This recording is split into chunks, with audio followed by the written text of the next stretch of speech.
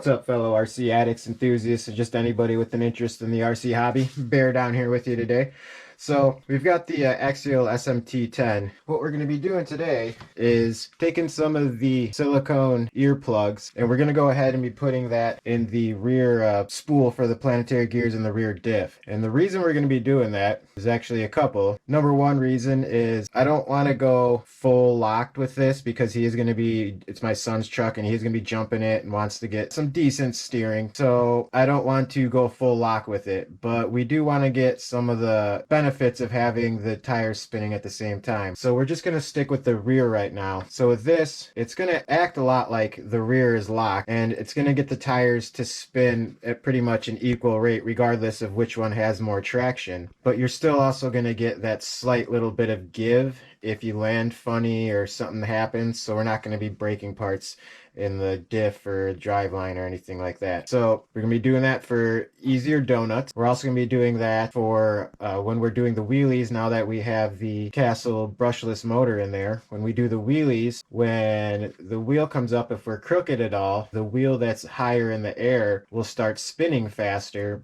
because the diff isn't locked. So when it comes back down, it just starts kind of a cascade effect where you just keep on getting that opposite wheel spinning faster. So this is going to help keep the wheels spinning at the same speed roughly. And then lastly, it's also going to help because he likes to go out when I'm trailing, doing my crawling and stuff. And he can't obviously do the technical stuff, but he likes to go out there and climb over some logs and have some fun. So this will also help him be able to climb over stuff and just, even though the front's not locked, it's still going to help him. So right now we're running 10,000 CST in the rear and in the front. I think I'm going to switch to like a 30,000 CST in the front, and then in the rear we're going to do the plug. So we'll go ahead, take the rear apart, get started with that, show you guys how that's done. Alright, so all I like to do is start is just, since we know we're just going to be taking the inside housing out for the planetary gears, we don't actually have to slide the axles all the way out, so we're just going to go ahead and slide them a little bit so we can remove that housing for the planetary gears. We'll get that all cleaned up and then get it prepared to put the silicone earplugs in there. Just sounds so weird saying that we're putting silicone earplugs in there. Alright. So now you shouldn't have to yank it hard. So you see this one right here. It's kind of got... So we're going to slit it out. It stops right here where the axle is being held by the lower links. So that's one of the other things stopping it. But the ends of it are flat. So you kind of find where it slides into, and it'll slide right out for you nice and easily. Another thing I want to make quick note of is this is not a clean process. So you want to make sure you have plenty of shop rags or paper towels or something laying around, because it's gonna be pretty greasy. And since I know that this diff has been maintained, I know that there's grease in there. So like I said, I was the last one in here. I like to throw marine grease in there just to kind of waterproof everything. Put it around the inside of the case and around the edge, just kind of helps keep the water out, dirt and grit. So we'll go in here, take a rag. It's kind of hard to see right now, but there's two little retainer clips, 4 screws total. I don't know if you can see that. Get that closer for you guys. So you can see here we have 1, 2, 3, 4. Go ahead and have a paper towel ready.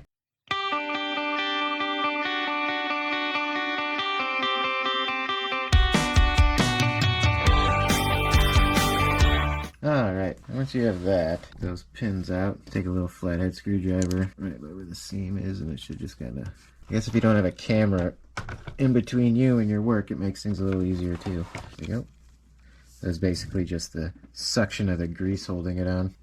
So you can see there, this slightly different colors. This is actually the diff grease I had in there versus the marine grease is the green stuff. And when you are running the open differential like this, it's actually you're gonna lose some grease out those ends either way, so it's no big deal. All right, So go ahead and see in there. See if we can get back in there for you guys. But you can see the input gear. We could slide that out if you want, but we don't need to change that.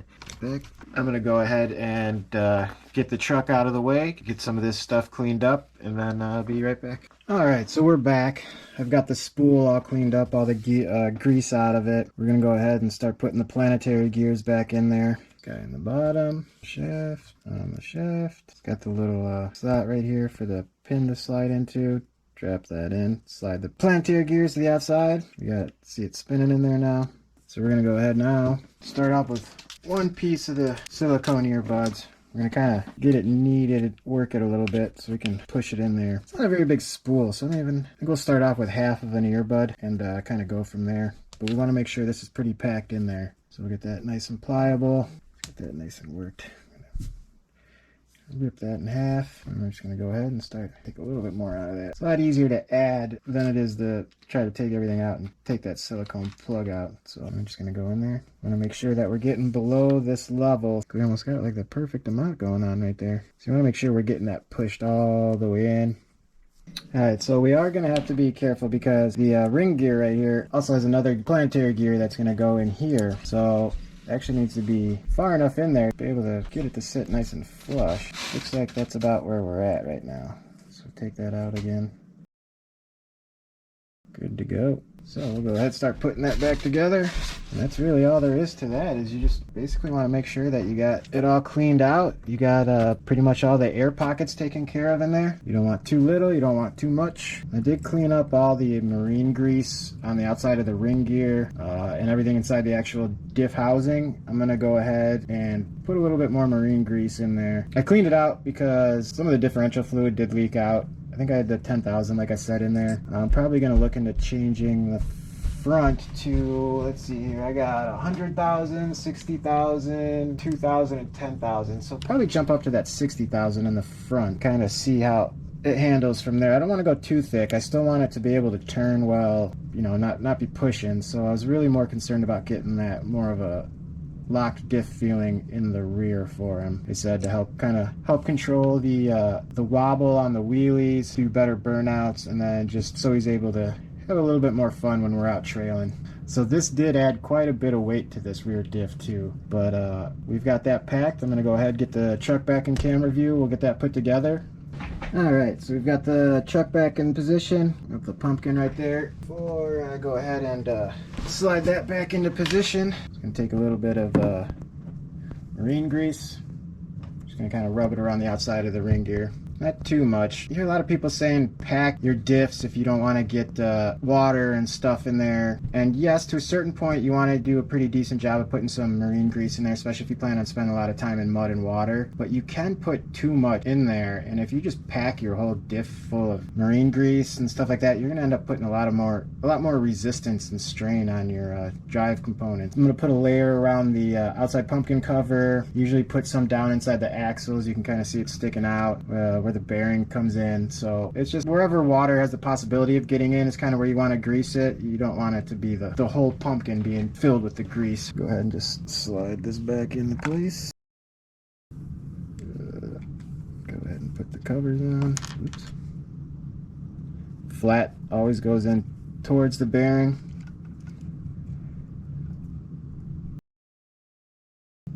Now before winter comes, I'll probably end up packing the actual axle housing with some grease there at the end to help keep the actual area around the axles clean of water and debris, because we do like to go out and run our rigs in the snow. So I kind of do two different setups. I mean, in the winter time, I'm going to go ahead and most of my trucks, I'm going to take all the fans off of them. I'm going to use more marine grease than I would just normal grease to help keep water out. Fans I do because everything says, you know, waterproof or water resistant, but the fans actually, if they get wet, those are not waterproof, and they will, you can fry your ESC rather easily if those get water in them. My little brother fried a Mamba X motor doing that. He wasn't too happy about that. So So just like when we pulled them out, we want to make sure we're lining up the screw holes right here. There's a screw on top of that, but as we're doing that, we want to make sure in the right slot, and then we're kind of working the axle back and forth to find that flat spot that it'll go into. Make sure we're lined up over the holes again, turning the axles to find our flat spot, slide that in, and now when we spin, instead of having the reverse spin, spin in the same way, like a lock diff would do. Take some grease here and kind of make a little, it's like our own little gasket around the outside to just kind of work as a seal, keep water and mud out of the housing there. Alright, it really doesn't take that much. That should be plenty. Go ahead and push that on. We're going to wipe off that excess because it just likes to collect dirt if we don't do that. What am I doing? I would be using the drill for this right now, but since it is kind of a longer screw, but with how tiny this screw is and how thin the actual pumpkin cover is, I just feel safer doing it by hand.